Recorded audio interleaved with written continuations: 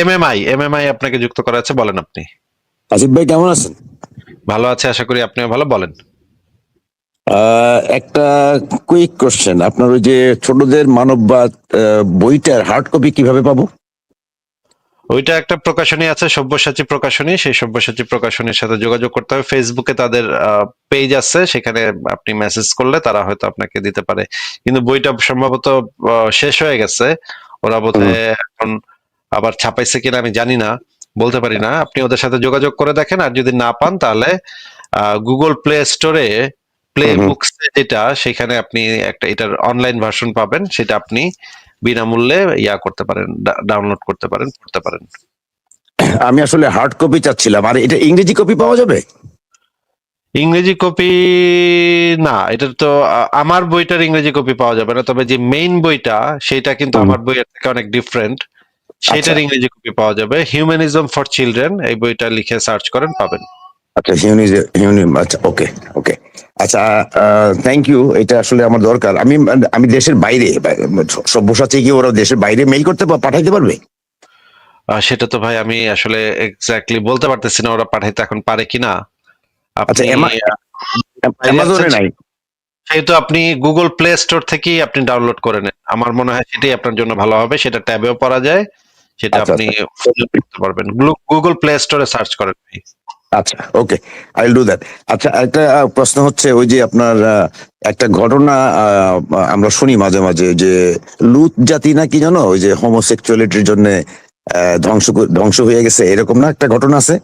হ্যাঁ, হ্যাঁ, এরকম একটা ঘটনা আচ্ছা, আছে। এই ঘটনাটা কি আপনার ইসলাম ছাড়াও অন্যান্য ধর্মগুলিতে পাওয়া যায়? হ্যাঁ, বাইবেল এটা আছে।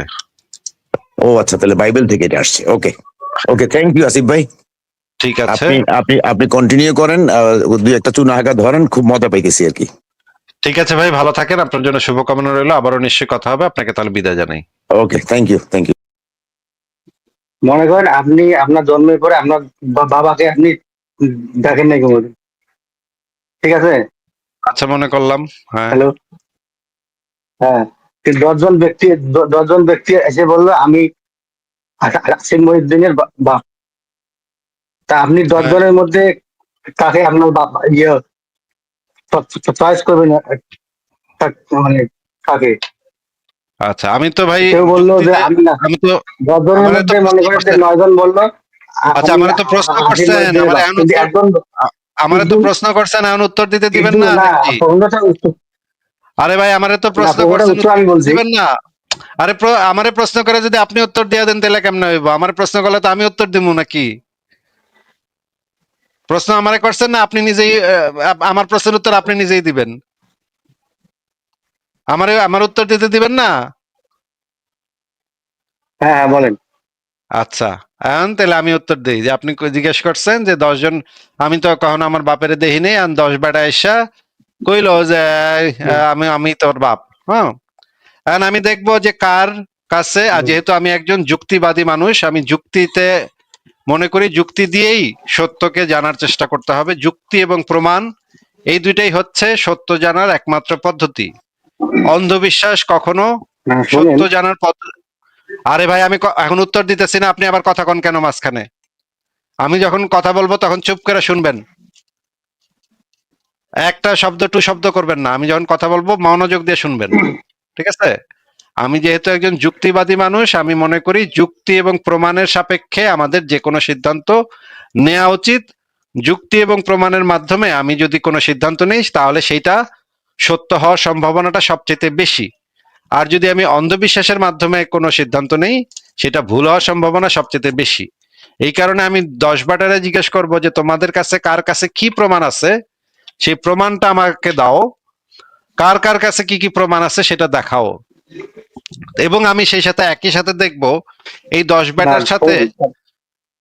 কথার মাঝখানে কথা না, কথার মাঝখানে কথা না, কথার মাঝখানে কথা আমি পছন্দ করি না। আপনি আমার একটা প্রশ্ন করছেন, আমি উত্তর দিতেছি, আগে শুনে লন উত্তরটা। তারপরে আমি দেখবো এই 10 বেটার সাথে আমার চেহারার মিল কোন বেটার সাথে আছে। মনে করেন 10 বেটার ভিতরে একজন হইলো আফ্রিকার মানুষ, গায়ের চামড়া হইলো কালো। আমি বলবো না, তুমি আমার বাপ হইতে পারো না, কারণ তুমি তো পুরা মানে আমার চেহারার সাথে তো তোমার কোনো চেহারার মিলই নাই। তারপর যদি দেখি যে আরেক বেটা হইতেছে পুরা ব্রিটিশ, সে পুরা সাদা চামড়া, সোনালী চুল, আমি বলবো তুমি আমার বাপ হইতে পারো না, কারণ তুমি তো পুরা ব্রিটিশ, তোমার তো চামড়া সাদা, তোমার তো চুল সোনালী, তুমি আমার বাপ হইতে পারো না। যুক্তিতে হয় না এটা। যদি তুমি আমার বাপ হইতে, তাহলে আমার শরীরে তোমার কিছু মিল থাকতো, যেমন আমার চোখ হইতো নীল, বা আমার চুল হইতো মানে সোনালী, বা আমার চামড়া হইতো একেবারে সাদা, কিছু না কিছু মিল অবশ্যই থাকতো। এইবারেরও আমি বাদ দিয়ে দিব। আচ্ছা, গেছে গা আমাদের মুমিন ভাইটি চলে গেল। দেখেন, মুমিন ভাইটি বলতেছিল যে সে নাকি আজকে প্রমাণ দেব আমাকে শোনা। দেখছেন ভাই, একের মাদ্রাসা থেকে উঠে আসা মুমিন আসছিল আমাদের প্রমাণ দিতে যে ইসলামী একমাত্র সত্য ধর্ম। সে এসে আমার প্রশ্ন করতেছে যে 10 বেটা এসে, আমি বাপের দেখিনি, 10 বেটা এসে আমার জিজ্ঞাসে বলছে যে আমি তোমার বাপ, তাহলে আমি এখন কোনটারে বিশ্বাস করব? আমি তো একজন যুক্তিবাদী মানুষ, আমি তো যুক্তি দিয়ে যাচাই বাছাই করি।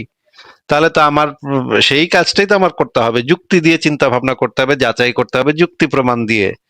আমি ওই 10 বেটার চেহারা দেখবো, 10 বেটার চেহারা, তাদের আচার আচরণ, তাদের চুলের রং, চোখের রং, তারা কিভাবে কথাবার্তা বলে, তাদের দাঁতের গঠন, চোয়ালের গঠন, তারপর হচ্ছে গিয়ে ভুরু গুলা জোড়া ভুরু নাকি, ভুরুতে চুল কিরকম, মাথায় চুল আছে কতটুকু, এরকমের সূক্ষ্ম সূক্ষ্ম জিনিস দেখা তারপরেও কিন্তু প্রমাণ হবে না, তারপরে আমি আরো এভিডেন্স কালেক্ট করবো। এইভাবে আমি একজন একজন করে বাদ দিব আর কি, 10 জনের লিস্ট থেকে একজন একজন করে বাদ দিব। যদি দেখি এই 10 জনের ভিতরে একজনও আমার বাপ না, তাহলে সবাইরে বাদ দিব। যদি আমি এরকমের কোনো এভিডেন্স না পাই, এবং তাদেরকে বলবো তোমরা যে দাবি করতেছো তোমরা আমার বাপ, তোমরা এভিডেন্স দেখাও, কি কি এভিডেন্স আছে তোমাদের কাছে। তারা যদি কোনো এভিডেন্স দেখাইতে না পারে, তাহলে সবাইরে আমি বাতিল করে দিব। এবং যতক্ষণ পর্যন্ত না আমি প্রমাণ পাচ্ছি, ততক্ষণ পর্যন্ত আমার যে এই যে এই 10 জনের ভিতরে যে কেউ একজন আমার বাপ, সেটা তো আমি স্বীকার করব না। প্রমাণ যুক্তি ছাড়া তো যদি আমি মেনে নেই, তাহলে তো ভাই আমি একদিন বাজারে যাব, বাজারে গিয়ে 500 বেটায় আমার কইব যে বা আমি তোর বাপ, আয় আবার বুকে আয়। তখন তো আমি যদি অন্ধবিশ্বাসী হই, তাহলে তো সবাইকে আমার বাপ হিসেবে স্বীকার করতে হবে। অন্ধবিশ্বাসের মাধ্যমে যদি আমি বিশ্বাসী হই, যদি আমি যুক্তি প্রমাণে আস্থা না রাখি, তাহলে তো যে কেউ আমারে বলবো এসে আমি তোমার বাপ, তাহলে তো সেই আমার বাপ হয়ে যাবে। আমার তো তারই বাপ ডাকতে হবে, তাই না?